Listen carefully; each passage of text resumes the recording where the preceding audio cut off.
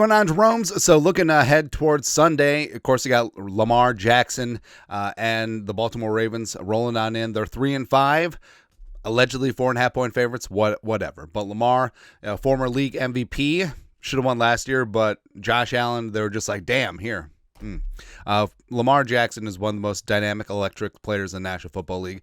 Really love and respect his game, and it's going to be a big-time test for Brian Flores and the defense. But remember, way back in the day, 2021, Brian Flores was in his last year as Dolphins head coach. Stephen Ross probably offering him $100K to lose this one. Who knows? Allegedly. Dolphins were 2-7 and hosting the Baltimore Ravens on Thursday Night Football. Ironically, the Vikings had just lost the Ravens the Sunday before, 4 days before, because that was the one where the Dalvin fumble, which wasn't a fumble. Whatever. Yeah. Anyways, but Brian Flores had a plan. Man, and absolutely got after things. Lamar Jackson was frustrated. Andrew Van Ginkel was there. He knows. Pepperidge Farm remembers. So does Andrew Van Ginkel and the Dolphins. The Dolphins got it done, 22-10. Probably much to the chagrin of ownership, looking for that number one pick.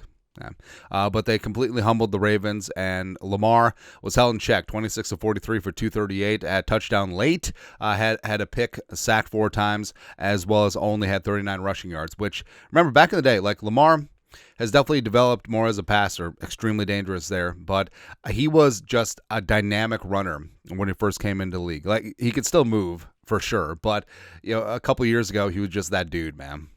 But Flores had an elite game plan. Basically, instead of soft playing it, well, we'll just try. We'll just try to do what we can. No, we're just gonna take the fight to him. I'm gonna make Lamar Jackson adjust to our game plan. Again, Andrew Van Ginkel was there. Jerome Baker getting things done.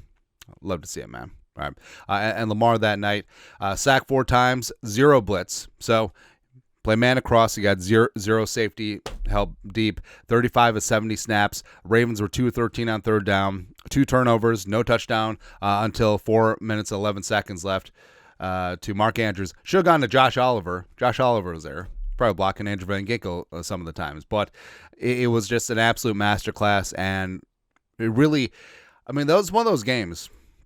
Obviously just watching, but that really stuck with you. And one of those games where you really got fired up when Flores ended up with the Vikings, where adjusting your scheme, even though you never have to ask Flores twice to blitz all damn night, but just catering your defensive scheme to your opponent and just getting it done. And of course, Flores, the year in Pittsburgh, win against Lamar twice. Very familiar with him, but it's going to be a good time on Sunday. Lessons for when the Ravens come in. So contain chaos all damn day. And that's what he does. Emphasis on the contain. Second, the Vikings right now are second in blitz percentage, 40.6%. They're behind the Broncos at 40.9%. First in pressure rate at 30.7%. And you got to be disciplined in the rush lanes. Plus, when you get to Lamar, you have to get him down, because the Dolphins actually only had 9 pressures on Lamar. It really was more of a mush, rush, contain than anything, but 9 pressures, 4 sacks, so very efficient when they're getting to Lamar, they're getting home and getting him down. The Vikings definitely need to do that as well, because the Vikings, even factoring in the bye, they're 11th in the league in sacks, despite being first in pressure percentage. So Grenard is the poster dude for that, where Grenard is up there in pressures, only has 2 sacks on the season. He understands that. Absolutely. More is required, and eventually the puck luck will even out. Now, the Vikings will rack them and stack up those sacks. Also, last year, Lamar was the number 1 grade quarterback versus pressure. He's come a long way since 2021, and he is exceedingly dangerous. And you don't want this to be a redux of the Eagles game, where you basically just dared Jalen Hurts to beat you. And then he beat you. Now Lamar is obviously a much more polished passer than Jalen Hurts, but similar premise there, where we're going to stack the box, we're going to contain Lamar's running, and we're going to dare Derrick Henry to beat us. We're going to dare Lamar Jackson to beat us deep. Hey, Rashad Bateman, Bateman, Flowers, whatever, we're going to bring it. So it's going to be a big time game. And Andrew Van Ginkel, I'm sure, is going to be sharing some wisdom from that game back in 2021 with his fellow defensive brethren. So I I feel like this one is a statement game where it was absolutely beautiful that Flores got to Jared Goff, shut down the Lions' running game, and again, going back to catering your defensive scheme to every opponent every single week, make the other guy break. They made Jared Goff break. Let's make Lamar Jackson break, as in the opposite of the gas pedal, not break like BREAK, like stupid ass Sean Payton and the Bounty Saints. We ain't talking about that. Jonathan Vilma still calling games.